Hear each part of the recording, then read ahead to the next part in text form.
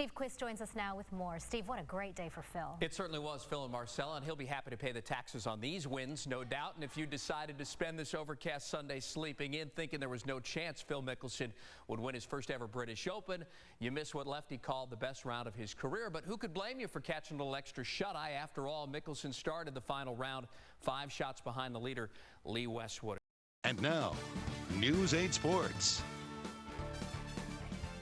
Steve Quis in for sports. I guess when you don't make the playoffs for 3 years in a row, you should expect that your recognition around the league is going to diminish. Yes, it was an underwhelming year, but you can never tell with Pro Bowl voting, right? I mean, you take Pro Bowl voting for what it is worth. The Kansas City Chiefs have won 2 games this season and had 5 players named to the Pro Bowl, and the Chargers had 0 players elected this season for the first time since the 2004 season when they won 12 games. South Park fans know it as the Chewbacca theory. Sometimes it just doesn't make sense. Our cameras were at practice this afternoon. They found owner Dean Spanos visiting with head coach Norv Turner, likely for the final time during his Bolts tenure. We'll find out for sure on Monday. It was just announced this afternoon that the blackout has been lifted for the season finale against the Raiders. This time last year, there was so much speculation about Norv's future, but it was quarterback Philip Rivers, you might recall, who was a big proponent of keeping the band together for one more season. Well, he got his wish, sort of. Yeah, well, I mean, you're talking about the core group, the band, as you said it's a small band. You know, you talk this core group to make another shot at it. A lot of the band is playing in different cities. But certainly it's been a disappointing season, to say the least. But we get one more game. It's the only one we can control. It's the one on Sunday. Again, I'm not conceding, or it's not my job to speculate what's going to come after Sunday. But what we can control is going out and putting forth a great effort and doing all we can to beat the Raiders and finish the season the right way. There'll be a highly attended football game tomorrow here in San Diego, 35th Annual Bridgepoint Education Holiday Bowl tomorrow night at Qualcomm Stadium. Kickoff set for 6:45. It has the Baylor Bears playing the UCLA Bruins. Both teams finished up their final preparations this afternoon here in San Diego. UCLA hoping to end the season with 10 wins for the first time since 2005. Meantime, Baylor would love to get to 9 wins to wrap up 2012. They have to stop someone to do so. Baylor allowing 514 yards a game, yet they've won 8 games this year without Robert Griffin III at quarterback. And today both head coaches talking to the media one last time and had nothing but great things to say about the host city.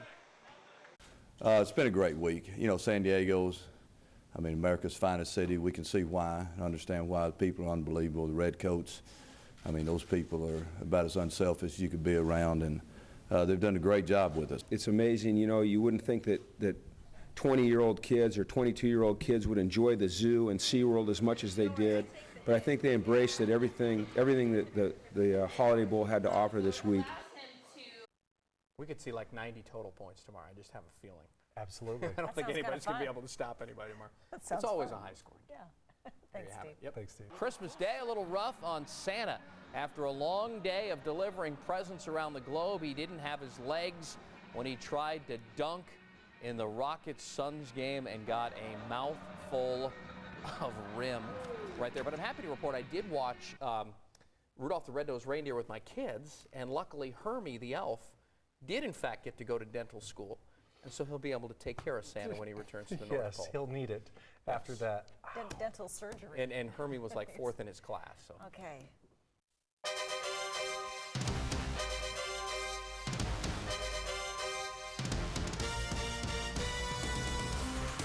It's Chargers game day.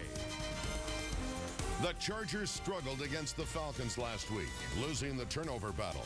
Now the team is off to Kansas City to meet a divisional opponent. Will the Bolts rebound against the Chiefs? We'll take a look on Chargers game day next. Everything changes week to week game plans. I don't think Kansas City is going to be one of those teams that come in and sling the ball a lot because they have a dynamic running back in Jamal Charles. So I believe that they're going to run the ball a little bit more. But who knows? They can come out and play empty every single play. We don't know. So that's why we prepare for everything, and we go in the game and we figure out what they do once we get into the game. Should be a big test this week for the Chargers as they go on the road, having to go to Arrowhead, coming off the loss against the Atlanta Falcons. We're going to have a lot of fun here today as we welcome you to Charger Game Day. Steve Quis alongside former Charger running back Terrell Fletcher. Coming up later, Darren Bennett, will also join us here in the studios. Big game here for the Chargers. You're going against the #1 offense in the National Football League. If you're the San Diego Chargers, you've got to be super excited about this game. You're coming off of a big loss, but you're going into a rivalry stadium on the road, one of the most exciting stadiums to play in the NFL, and this is a great time for the Chargers to redeem themselves. And you're playing against a team that's only 1-2, but they're pretty darn good. Let's take a look at our Carl's Jr. matchup as we start to break this one down in a complete 180 from last week. Instead of having to stop Matt Ryan in the pass, the Chargers now have to find a way to bottle up the National Football League's top rusher. Jamal is having a phenomenal year. He's a perennial 1,000-yard rusher. He's coming off of a 233-yard rushing day. He averaged, get this, 5.9 yards a carry last week. That is insane. And the Chargers are going to have to bottle him up, and they're going to win. 288 all-purpose yards from him. He had close to 40 touches in the game. So the two guys that have got a spy on him, make sure they know where he is at all time, is Butler and Spikes for San Diego. Are they up to the challenge this weekend? I certainly think so. These are two of the smartest linebackers in the NFL, and the way that the defensive line for the Chargers have been playing gives, particularly Takeo, opportunities to make some big plays. And so long as he's healthy and he gets his eye on the game, gets the guys in the right position, I think the defensive line and these linebackers can be up for this challenge. All right, while we have a moment, let's introduce you now to the #1 rated offense in the National Football League. We touched upon that a moment ago after just 3 weeks, and these three guys are the ones that lead an attack that averages 441 yards a game. They had 510 against New Orleans at New Orleans last Sunday, despite Matt Castle having a very tough year so far. Well, this is definitely an offense that's being led by the running game. Matt, right now, 3 touchdowns, 4 picks, and he also has 3 fumbles that he's lost. So he's a bit turnover prone. We know for a fact that even though they're the #1 rated offense right now in the NFL, it's a bit deceiving because of how well the running game has been going. Well, one of his top targets for the last few years has been Dwayne Bowe, and he is a load. Always seems to be in top form when he faces the Chargers. 4 career TDs in 9 games against San Diego. Legit, bona fide Pro Bowler. Over 1,100 yards of receiving last year. He's already off to another great start this year with 18 catches, 234 yards. The Charger DBs got their work cut out for him. Now, there was some breaking news this week concerning the Chiefs and their offensive line, and some big changes on Wednesday for the Chiefs, and this might play a huge part in this game. You take a look at Ryan Lilja. They're going to have to move him to center now because their center, Rodney Hudson, a broken leg and placed on IR Wednesday. So this is going to be big, a new line. They have to go out and sign 2 extra offensive linemen this week. Well, this isn't an easy deal. Now, the good thing is that they have a veteran offensive line. This is an offensive line that has jailed 200-plus yards on the ground per game. But this team has given up 11 sacks, offensive line. So there's some cracks in there.